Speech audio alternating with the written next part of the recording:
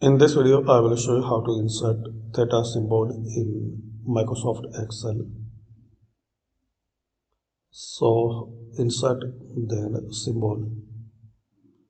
Here select normal text, and here you have to find out this Greek and Coptic,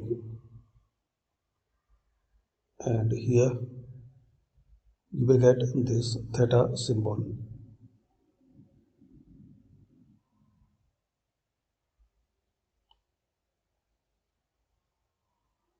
This one,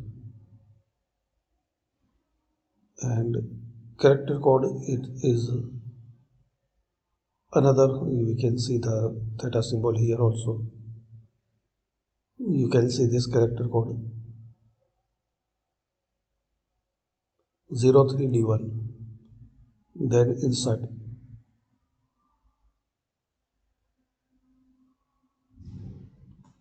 So thanks for watching.